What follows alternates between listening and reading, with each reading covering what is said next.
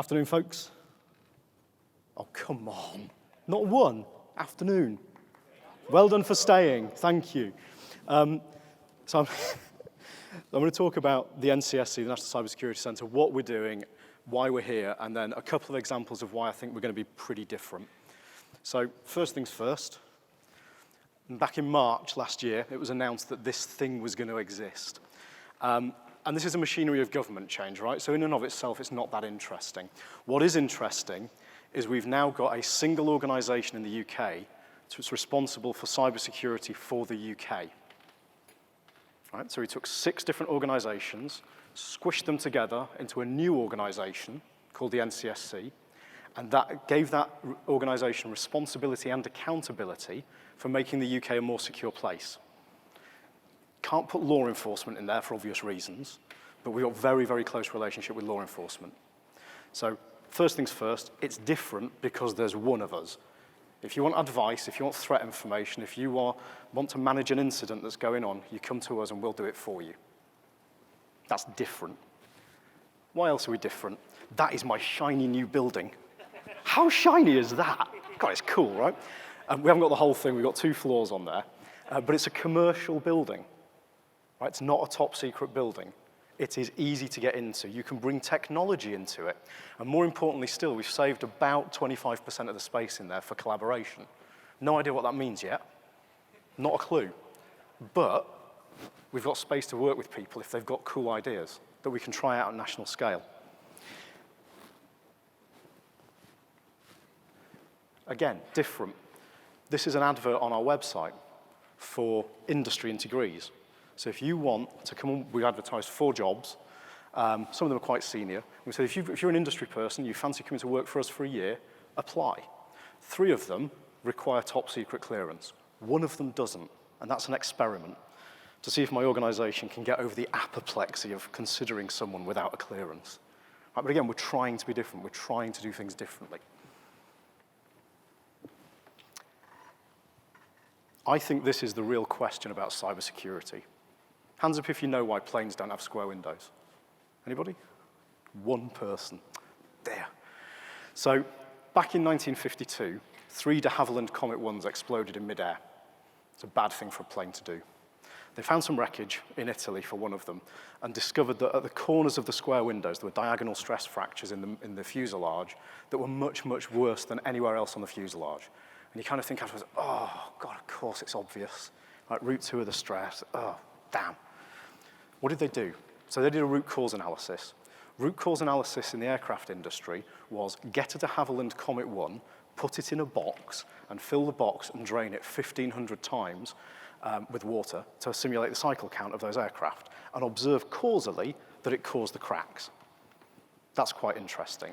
The thing they really did that's really interesting is they changed the design criteria. They said you can't have square windows anymore, you can have square-ish windows, which is what you've got now. If you do that, and you do all the monitoring and stuff around it, you end up doing harm reduction. So this is an FAA graph, it's off the FAA website, and it's basically your chance of death when getting on an aeroplane graph, although they call it something different. So what this says, broadly speaking, is in 1970, if you got on a plane, you were relatively likely to be in an accident and relatively unlikely to survive if you were. By 2005, you were relatively unlikely to be in an accident and relatively likely to survive. That's harm reduction at massive scale, and I think that's what we should be doing in cybersecurity. So, what's the cybersecurity equivalent? This is, where's the thing you got? This is a quote from the Anderson Computer Planning Study from 1972, and it describes a software defect that allowed an attacker to take control. Right, this is the first public exposition of basically memory safety errors being a security problem that I can find, 1972. Here's another example of the same sort of memory safety error. Heartbleed, 2014, 42 years. Really? That's harm reduction, is it? If we managed aircraft safety the same way we manage cybersecurity, planes would be falling out of the sky every day. Right? We've got to do something different. I assert from this, we are not, anytime soon, going to stop people making mistakes in software. We are not going to eradicate vulnerabilities. right? So let's accept that and move on. Let's do all the great work around formal proofs. Let's do all the great work about hardening. But let's accept that stuff has vulnerabilities and design systems that are tolerant to that. Everybody in the room, in fact, everybody I've ever spoken to, knows two things about hackers, right? They wear hoodies, and they are surrounded by this ethereal green text. Although Tavis is down there and he's not got the text around him for some reason. So what goes underneath this? Every single security report has this in it. What goes underneath it? Shout it out. You know the answer. Advanced persistent threat, right? What we are doing at the moment is allowing a set of massively incentivized companies define the public perception of a problem. If you do this, if you call it advanced persistent threat, you end up with a narrative for the public that basically says, you lot, the public, are too stupid to understand this. Only I can possibly help you. Right? You cannot possibly understand how complicated and nasty this is. Only I can help you. Buy my magic amulet, and you'll be fine. It's medieval witchcraft. Right? It is genuinely medieval witchcraft, because back in the Middle Ages, you'd get a rash. Ooh, that's bad. You'd go to the local wise woman. She would sell you a magic amulet, and one of two things happened. Either, one, you got better, in which case the magic amulet was awesome, or two, you die, in which case you didn't buy a big enough magic amulet. Still your fault. Do you know what it really stands for? That. Right? They are adequate. Right? They are adequate because we don't make it very hard for them. Right? Exploiting a vulnerability, a patched vulnerability that was patched in 2012 is not advanced. Right? I do not believe there was a telco in the UK got done by a SQL injection attack by a 15-year-old, allegedly. Sorry, it hasn't gone to court yet. I don't believe you get to call it sophisticated or advanced when the vulnerability is older than the perpetrator. Right? We've got to start talking about this differently. So, November last year, we published this thing. I will say something that none of you will believe. It's actually worth a read. For a government strategy, it's not completely crap. Right? It's actually worth reading. What it says is a whole bunch of stuff. The really interesting thing for this audience is something we've called active cyber defense. Now, I don't mean active in the way the US mean active, as in a military response. I mean get off your arse and do something active. So I'll talk about a couple of things we're going to do. I'm going to talk about advice first, sorry. So when we were doing the rehearsals, Eric said, not everybody's going to get sarcasm, so please read the footnotes, okay? Cybersecurity people give terrible advice, right? This is a stupid piece of advice, because if you do the maths for the average number of services people use, the average complexity, and the average time window for change, it basically says, hey, could you please remember a different 600-digit number every month? Hands up if you can do that, because I can't, and I'm damn sure 66 million people in the UK can't. So how do you start to challenge this sort of accepted wisdom? So we did this. This is our password guidance. Right? And there's a load of technical stuff underneath it. This is all on the web, by the way. You don't have to take photos. We've actually published it. This is an infographic that we can give to people in, say, enterprises and say, hey, guys, if your IT department tells you have to have a 15-character complex password and you change it every 30 days, show them this and ask them to explain why. Because this is written for people to understand. A couple of weeks ago, we published this. There are a whole bunch of websites around that say you cannot paste a password in. They don't allow you to do it, which means you can't use password managers, which means you've got to remember it, which means it's really painful. So we've published a blog saying we can see no reason why that's the case. Everybody says it's for security. Well, can somebody please explain it to us? Because we think it's dumb. Please stop doing it. Allow people to use password managers. They're better. Another piece of awesome advice, and John just alluded to this. This is, again, a stupid piece of advice. Right? Don't open attachments or click links unless you trust the email. Well, how the hell do you get trust in an email?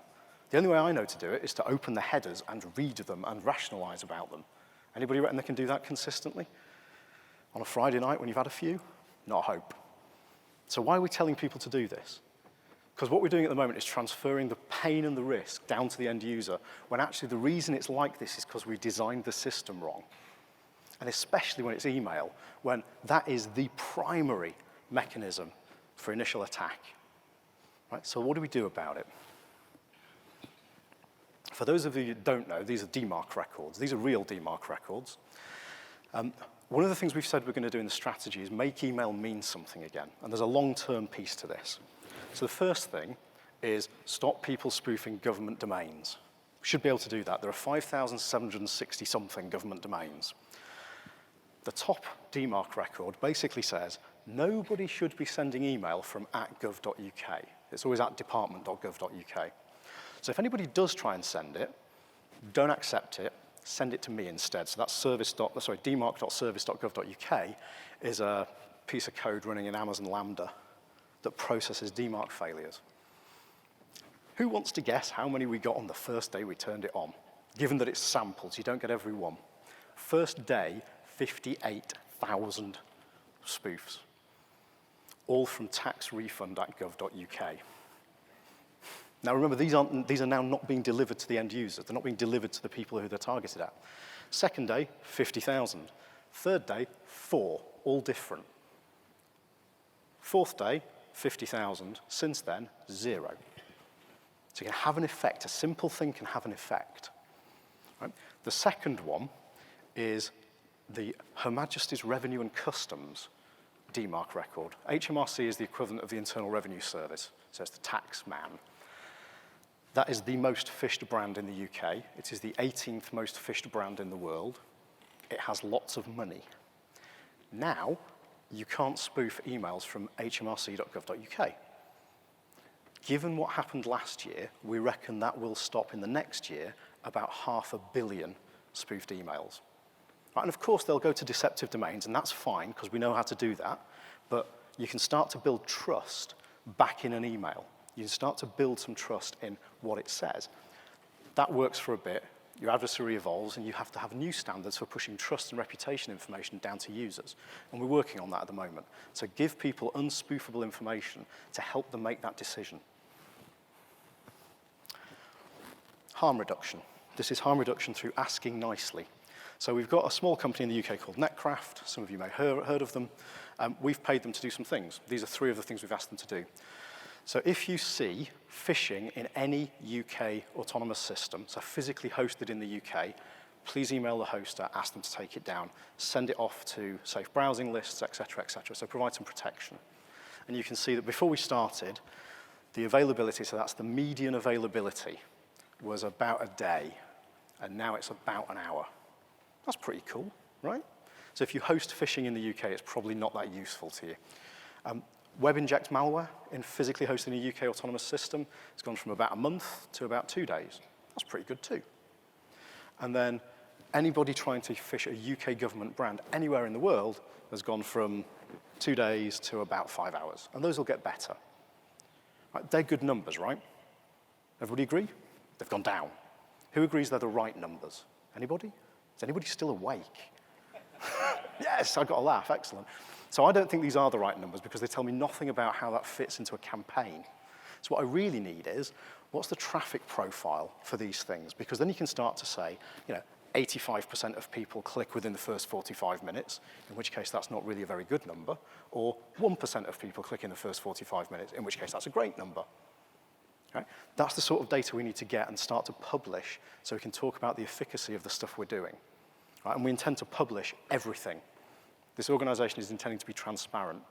So when we do something, we're going to say, here's what we're going to do, here's how we're going to measure it, here's the data, here's our analysis, have at it, folks. Recursive DNS is my friend. So this is true for a whole number of things, but one of the things that we are doing is we are building a massive scale Anycast DNS for public sector.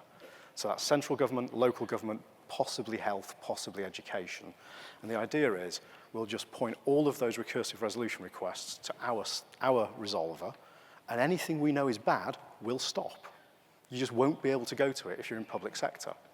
Right? Whether that's phishing site, whether that's malware C2, whether it's malware delivery, whether it's a cred dump, don't care. We're just going to turn it all off for public sector. This is an infographic from a blog that we put out. On the Left-hand side, I've got internet service providers. One of the things that we are talking to the ISPs in the UK about is we don't think it's okay for people to be hurt unknowingly by attacks that you know about. And so we think the ISPs should, by default, be blocking stuff for their customers, residential to start with, because enterprises should be able to pay to make their own. If you want to opt out of that protection, absolutely fine. Absolutely fine. I'm going for herd immunity. We're not going to compel the ISPs to do it. We're going to publish those that do and don't, and let the market decide if they want to be protected or not. If they want our data, they can have it. If they don't want our data, I'm not going to force it on them. What I would like back is statistics. So today we stopped 10,000, plug-X infections, whatever it is, right? Because then I can start to build a national scale threat picture. We can start to put some real data behind what we're doing. If you look at this, the threat-o-matic, by the way, is because if I called it deep machine learning genetic super spy thing, I'd get sued by one of the security companies who've probably called it that already, right? The intention is it's a statistical promotion algorithm, right? So each of the feeds that go into it have particular statistics around what it's good for and not good for, whether they correlate, and we'll just use that to promote onto a block list.